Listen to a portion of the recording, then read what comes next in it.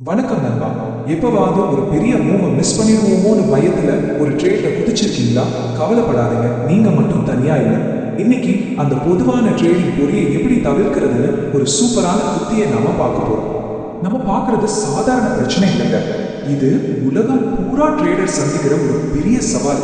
இந்த ஃபோமோ, அதாவது fear of missing அவுட்ங்கிற உணர்வு எப்படி நம்மளை தப்பான முடிவுகள் எடுக்க வைக்குதுன்னு இப்போ விரிவா பார்க்கலாம்.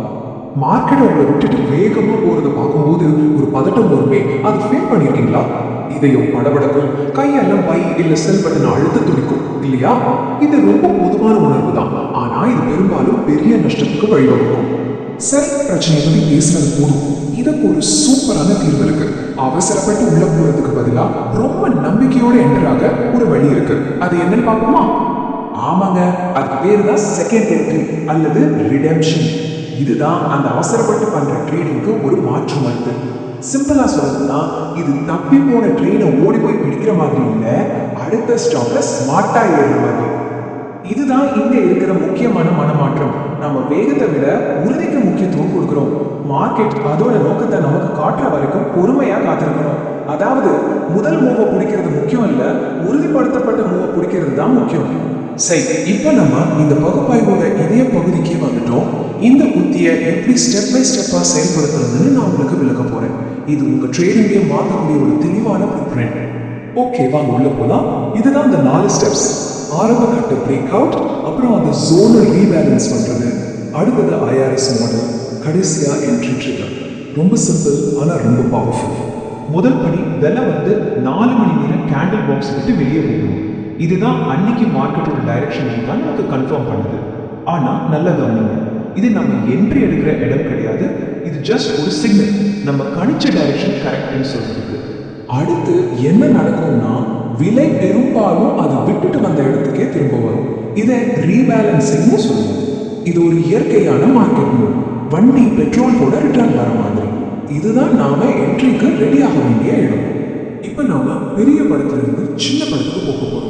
அதாவது 5 நிமிஷம் சார்ட் மாதிரி ஒரு சின்ன டைம் ஃப்ரேம்க்கு ஜூம் பண்ணி அந்த ஐஆர்எஸ் செட்டப்பை தேட போறோம். இங்கதான் நம்மளோட என்ட்ரியை ஷார்ட் பண்ண போறோம்.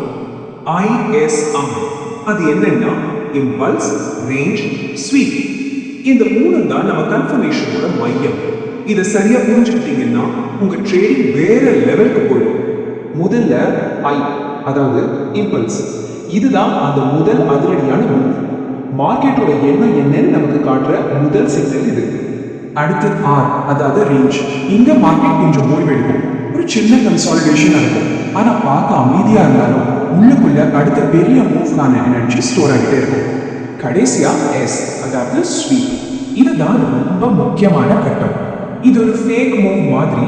அந்த ரேஞ்சுக்கு கீழே இருக்கிற லிக்விடிட்டியை எடுத்துட்டு மார்க்கெட் அதோட உண்மையான டைரக்ஷன்ல போக தயாரா இருக்குன்னு நமக்கு உறுதியா காட்டும்.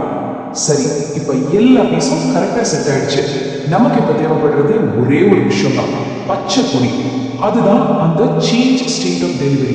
இந்த சிக்னல் கிடைச்சதும் நம்ம நம்பிக்கையோட ட்ரேட்ல என்டர் ஆகலாம். இப்ப இந்த ஸ்லைட்ல பாருங்க, இது ரொம்ப இன்ட்ரெஸ்டிங்கா இருக்கும். இந்த 2 கன்ஃபர்மேஷனும் ஒன்னா சேரும் போது நமக்கு எவ்வளவு பவர்ஃபுல்லான என்ட்ரி சிக்னல் கிடைக்குது பாருங்க. ஒன்னு ஸ்ட்ரக்சர் ஷிஃப்ட், இது மார்க்கெட்டோட நோக்கத்தை சொல்லுது. இன்னொன்னு ரீபேலன்ஸ், இது எங்க என்டர் ஆகணும்னு கரெக்டா காட்டுது. இப்ப நாம இந்த அணுகுமுறையோட நன்மைகளை பத்தியும் இதுல இருந்து என்ன கத்துக்கலாம்னு சுருக்கமா பார்க்கலாம். இது வெறும் ஒரு ஸ்ட்ராட்டஜி மட்டும் இல்லைங்க, இது ஒரு மைண்ட் செட். அப்போ இதனால என்ன பலன்?